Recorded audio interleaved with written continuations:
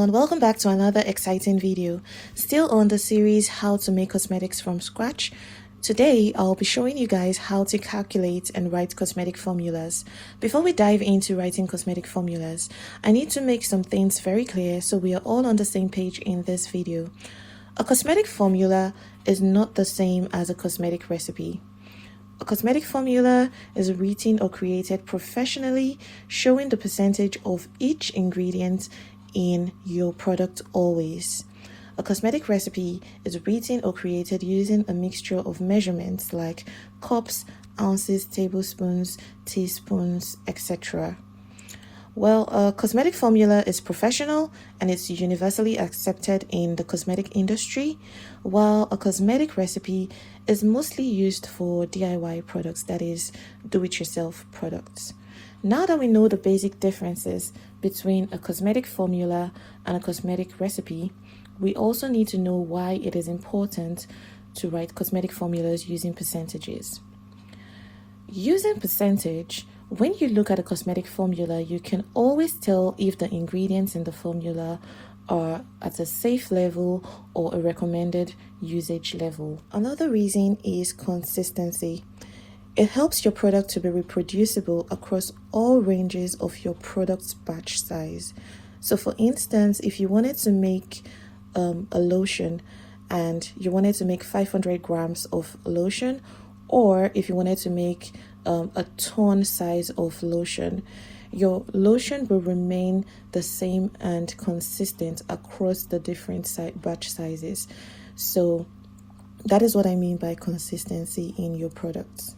Writing a cosmetic formula using percentages helps to adjust your formula very easily. For instance, if you made a lip balm and your lip balm ended up being very firm or very strong, you could tweak your ingredients in your formula. That is, you could reduce some percentages in certain ingredients to help your lip balm to come out feeling a lot less firm than the original one you made. Another reason why it is important to use percentages in your cosmetic formula is because it helps to tailor products to meet your skin's specific needs. So for instance, you have a very dry skin. Using percentages would help you to increase the amount or the quantities of certain ingredients, moisturizing ingredients in your formula to be able to tackle the dryness of your skin. Another reason is documentation.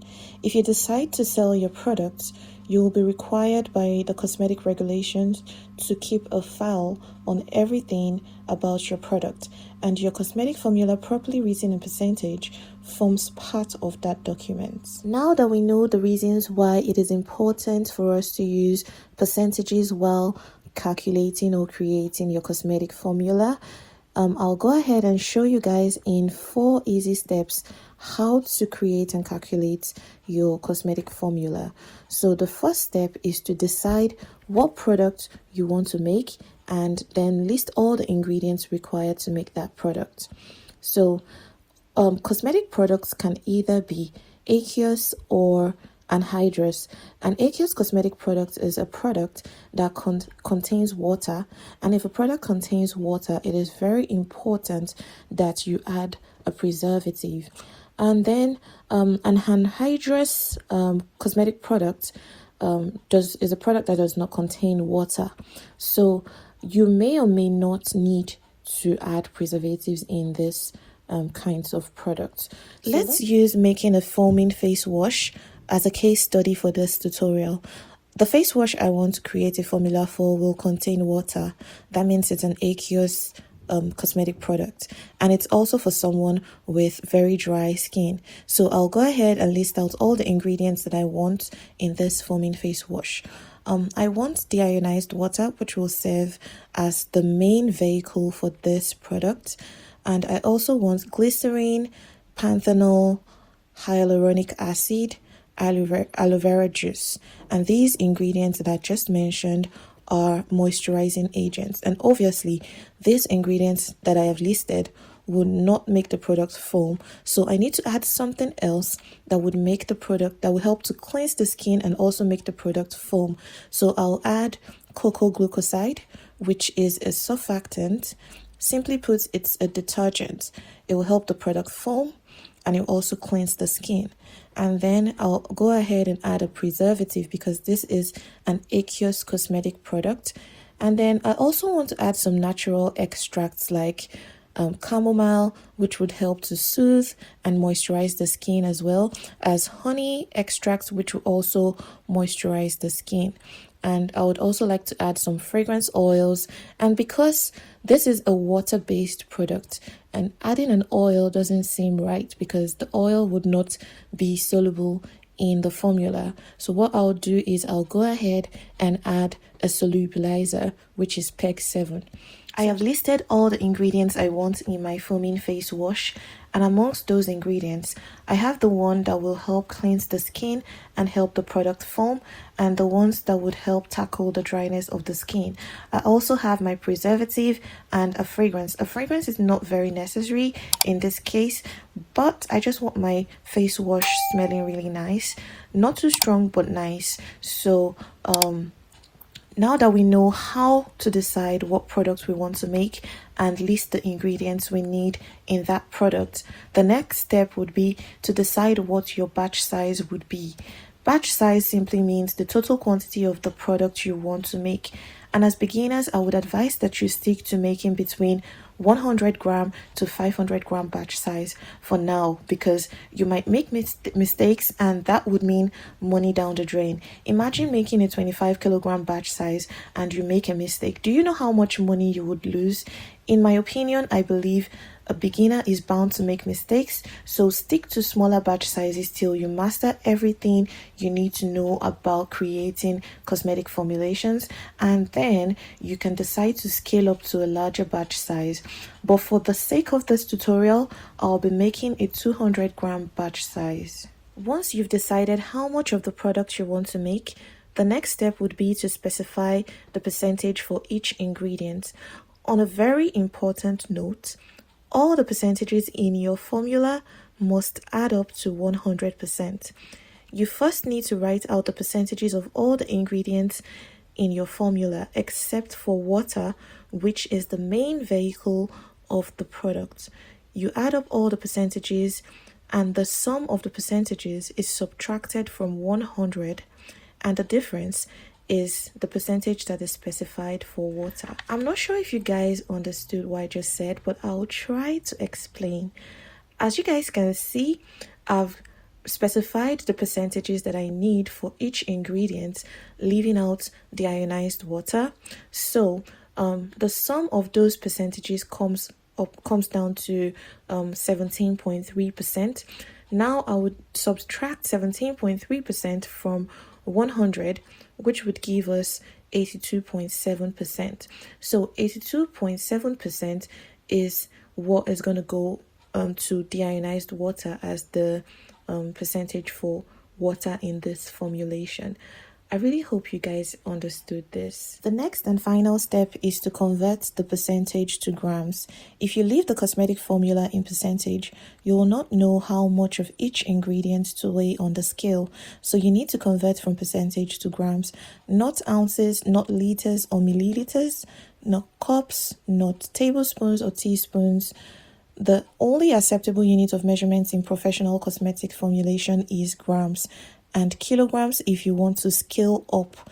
But for this beginner stage, let's stick to grams. So I'll be showing you guys two ways to convert percentage to grams. For the first method, using our case study, I'll convert the percentage of deionized water to grams.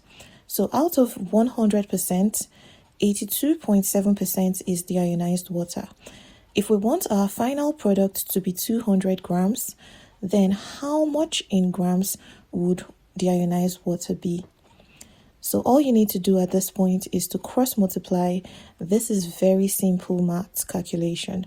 So you say X amount of grams is equal to 200 grams times 82.7 divided by 100%.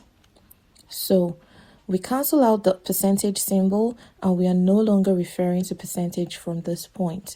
So now you do your X amount of grams is equal to 200 grams multiplied by 82.7 divided by 100, which will give us 16,540 divided by 100, and that will give us 165.4 grams. So this means that in our final product of 200 grams, it will contain 165.4 grams of water. All you need to do from now is to do the same thing, repeat the same step for each ingredient in your formula, and you would arrive at the final weight for each ingredient, and that's how you would know exactly what amount of your ingredients to weigh in on your scales. For the second method, there is a link to a batch size calculator tool in the description box below. Once you've clicked on that link, it brings you to this batch size calculator page on Wholesale Supplies Plus website. Like we spoke about before in step 1, 2, and 3, you will need to write the name of the product that you want to make, and then you'd have to decide the batch size. So how much of this product do you want to make? Then you need to go ahead and select the unit of measurements. Please select grams. Then you list out all the ingredients and the percentage for each ingredient. As you can see, after filling in the percentage, it automatically sums up to 100% for you, and if you make a mistake and go over 100%, it gives you a warning message that says the total percent of additives cannot be more than 100%. Please correct this error. So you have to go back and correct this error. Once that's done, you click on calculate and your percentage is converted to grams.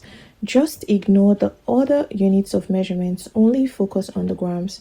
You can see that comparing my manual calculation to this tool, we actually got the same weight for the deionized water, and everything sums up to 200 grams.